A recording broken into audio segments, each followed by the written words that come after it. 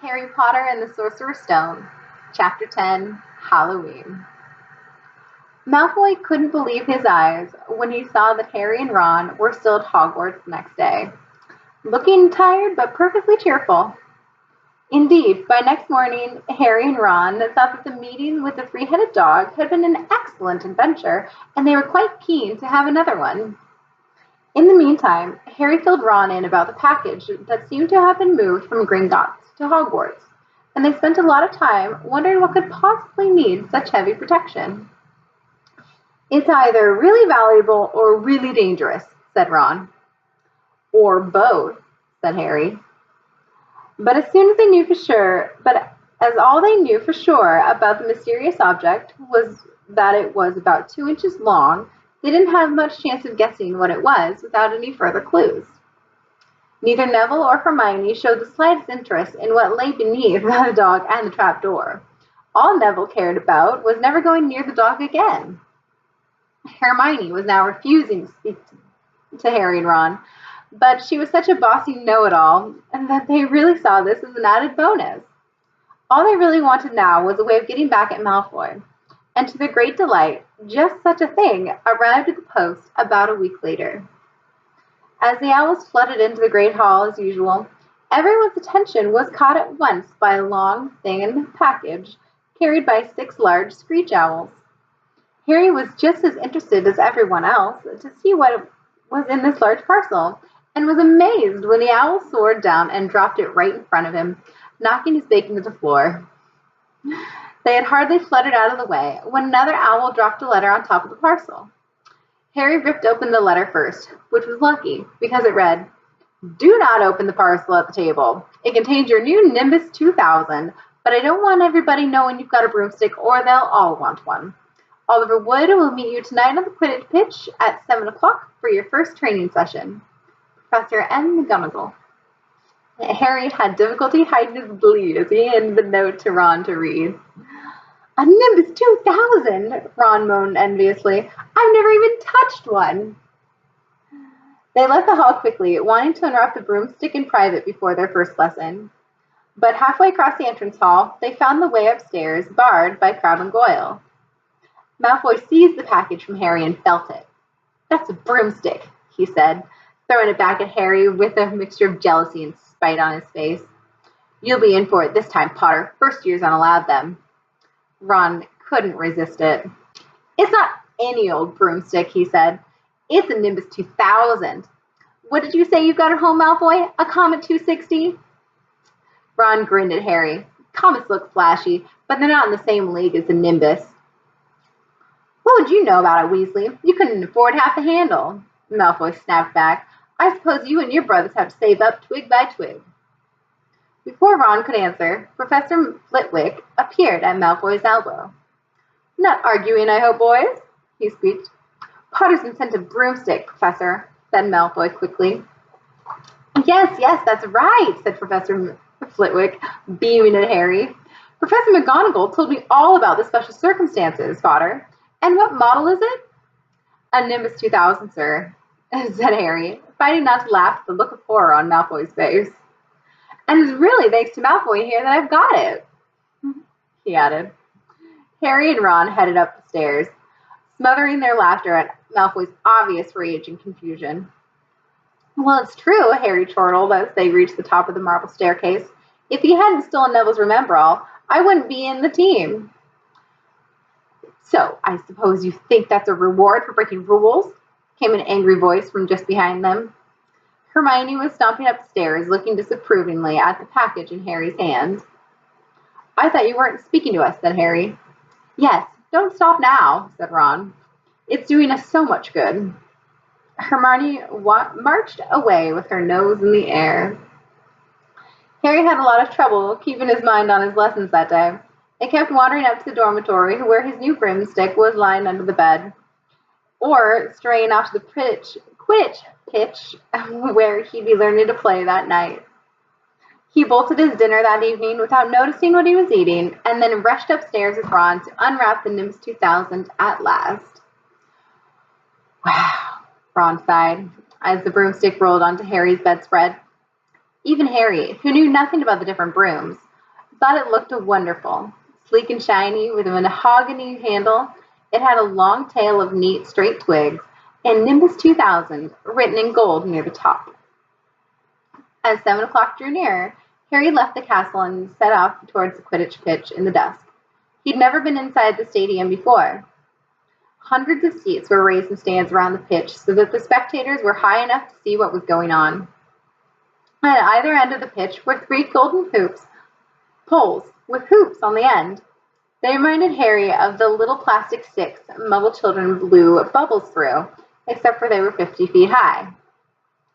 Too eager to fly again to wait for Wood, Harry mounted his broomstick and kicked off from the ground.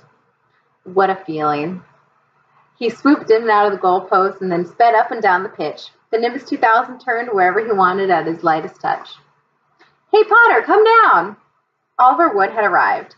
He was carrying a large wooden crate under his arm. Harry landed next to him. Very nice, said Wood, his eyes glinting. I see what McGonagall meant. You really are a natural. I'm just going to teach you the rules this evening. Then you'll be joining team practices 3 times a week. He opened the crate. Inside were 4 different-sized balls. Right, said Wood. Now, Quidditch is easy enough to understand, even if it's not too easy to play. There are 7 players on each side. 3 of them are called chasers. 3 chasers, Harry repeated, as Wood took out a bright red ball about the size of a football. This ball is called quaffle, said Wood. The chasers throw the quaffle to each other and try to get it through one of the hoops to score a goal. 10 points every time the quaffle goes through one of the hoops. Follow me? The chasers throw the quaffle and put it through the hoops to score, Harry recited. So that's sort of like basketball and broomsticks with 6 hoops, right? What's basketball? Said Wood curiously. Never mind, said Harry quickly. Now there's another player on each side who's called a keeper. I'm keeper for Gryffindor. I have to fly around our hoops and stop the other team from scoring. 3 chasers, 1 keeper, said Harry, who was determined to remember it all. And they play with the quaffle. Okay, got that. So what are they for? He pointed at the 3 balls left inside the box. I'll show you now, said Wood. Take this. He handed Harry a small club, a bit like a rounder's bat. I'm going to show you what the bludgers do. Wood said, These 2 are the bludgers. He showed Harry 2 identical balls, jet black and slightly smaller than the red quaffle. Harry noticed that they seemed to be straining to escape the straps holding them inside the box. Stand back, Wood warned Harry. He bent down and freed one of the bludgers. At once, the black ball rose high in the air and then pelted straight at Harry's face. Harry swung at it with the bat to stop breaking his nose and sent it zigzagging away into the air. It zoomed around their heads and then shot at Wood, who dived on top of it and managed to pin it to the ground. See? Wood panted, forcing the struggling bludger back into the crate and strapping it down safely. The bludgers rocket around trying to knock players off the brooms. That's why you have 2 beaters on each team. The Weasley twins are our beaters. It is their job to protect their side from the bludgers and try to knock them towards the other team. So, think you got all that? 3 chasers try and score with the quaffle. The keeper guards the goalpost. The beaters keep the bludgers away from their team. Harry reeled off. Very good, said Wood. Have the bludgers ever killed anybody? Harry asked, hoping he sounded offhand. Never at Hogwarts. We've had a couple of broken jaws, but nothing worse than that. Now, the last member of the team is the Seeker. That's you. And you don't have to worry about the quaffle or the bludgers, unless they crack my head open. Don't worry, the Weasleys are more than a match for the bludgers. I mean, they're like a pair of human bludgers themselves. Wood reached into the crate and took out the 4th and last ball.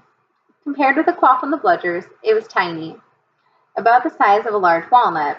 It was bright gold and had little fluttering silver wings. This, said Wood, is the golden snitch, and it's the most important ball of the lot. It's very hard to catch because it's so fast and difficult to see. It's the Seeker's job to catch it. You've got to weave in and out of the chasers, beaters, bludgers, and quaffle to get it before the other team's Seeker, because whichever Seeker catches the snitch wins his team an extra 150 points. So they nearly always win. That's why Seekers get fouled so much. That game of Quidditch only ends when the snitch is caught, so it can go on for ages. I think the record is 3 months. They had to keep bringing on substitutes so the players could get some sleep. Well, that's it. Any questions? Harry shook his head. He understood what he had to do all right. It was doing it that was going to be the problem. We won't practice with the snitch yet, said Wood, carefully shutting it back inside the crate. It's too dark. We might lose it. Let's try you out on a few of these. He pulled a bag of ordinary golf balls out of his pocket, and a few minutes later, he and Harry were up in the air, Wood throwing the golf balls as hard as he could in every direction for Harry to catch. Harry didn't miss a single one, and Wood was delighted. After half an hour, night had really fallen, and they couldn't carry on. That Quidditch Cup will have our name on it this year, said Wood happily as they trudged back up to the castle. I wouldn't be surprised if you turn out better than Charlie Weasley, and he could have played for England if he hadn't gone off chasing dragons.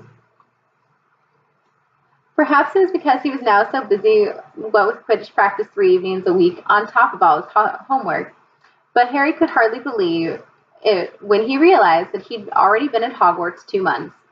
The castle felt more like home than Privet Drive had ever done. His lessons, too, were becoming more and more interesting now that they had mastered the basics. On Halloween morning, they woke to the delicious smell of baking pumpkin wafting through the corridors.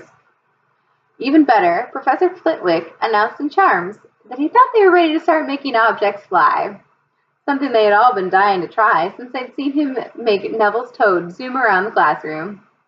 Professor Flitwick put the class into pairs to practice. Harry's partner was Seamus Finnegan, which was a relief because Neville had been trying to catch his eye. Ron, however, was to be working with Hermione Granger.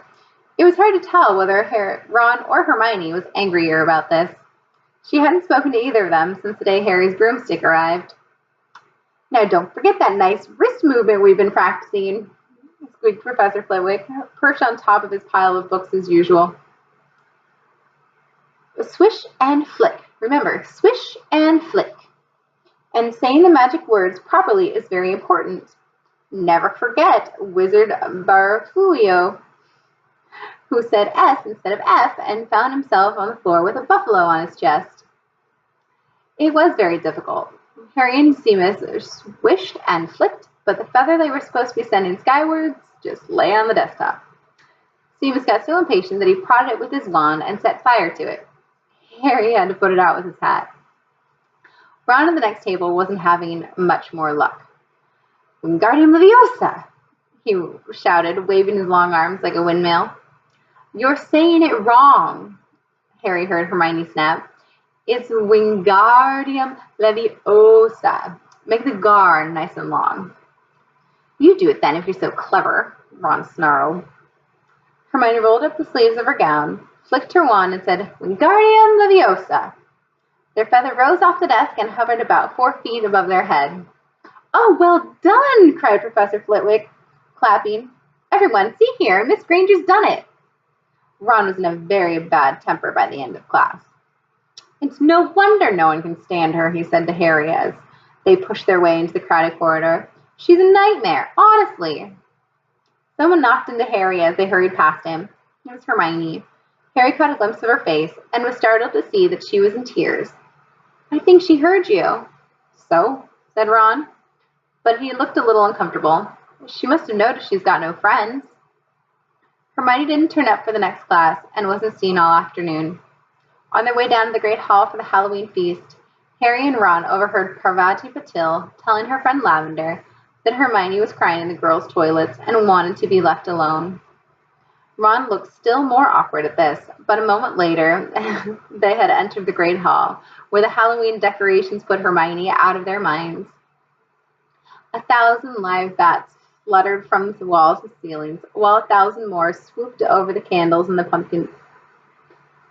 swooped over the tables in low black clouds, making the candles and the pumpkins stutter. The feast appeared suddenly on the golden plates, as it had at the start of term banquet. Harry was just helping himself to a jagged potato when Professor Quirrell came sprinting in the hall, his turban askew and terror on his face. Everyone stared as he reached Professor Dumbledore's chair, slumped against the table and gasped, Troll! In the dungeons! Thought you ought to know. He then sank to the floor in a dead faint. There was uproar. It took several purple firecrackers exploding from the end of Professor Dumbledore's wand to bring silence. Prefects, he rumbled, lead your houses back to the dormitories immediately. Percy was in his element. Follow me, stick together, first years, no need to fear the troll if you follow my orders. Stay close behind me now. Make way, first years coming through. Excuse me, I'm a prefect. How could a troll get in? Harry asked as they climbed the stairs. Don't ask me. They're supposed to be really stupid, said Ron. Maybe Peeves let it in for a Halloween joke. They passed different groups of people hurrying in different directions. As they jostled their way through a crowd of confused Hufflepuffs, Harry suddenly grabbed Ron's arm.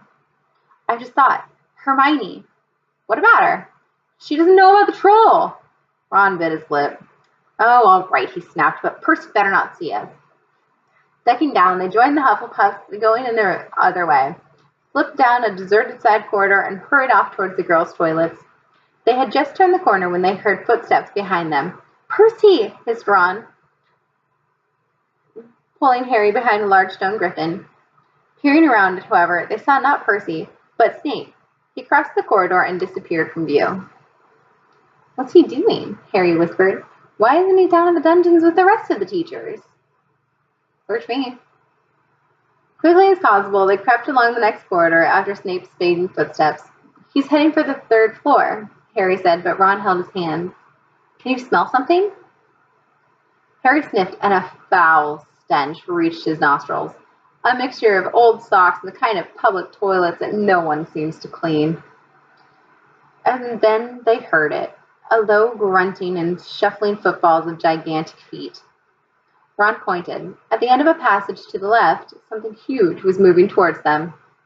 They shrank into the shadows and watched as it emerged into a patch of moonlight. It was a horrible sight. 12 feet tall, its skin was dull granite gray, its great lumpy body like a boulder with its small bald head perched on top like a coconut. It had short legs, thick as tree trunks, with flat, horny feet. The smell coming from it was incredible. It was holding a huge wooden club, which dragged along the floor because its arms were so long. The troll stopped next to a doorway and peered inside. It waggled its long ears, making up its tiny mind, then slouched slowly into the room. The key is in the lock, Harry muttered. We could lock it in. Good idea, said Ron nervously. They edged towards the open door, mouths dry, praying the troll wasn't about to come out of it. With then one great leap, Harry managed to grab the key, slam the door, and lock it. Yes! Flushed with their victory, they started to run back up the passage. But as they reached the corridor, they heard something that made their hearts stop. A high, petrified scream. And it was coming from the chamber they'd just locked up.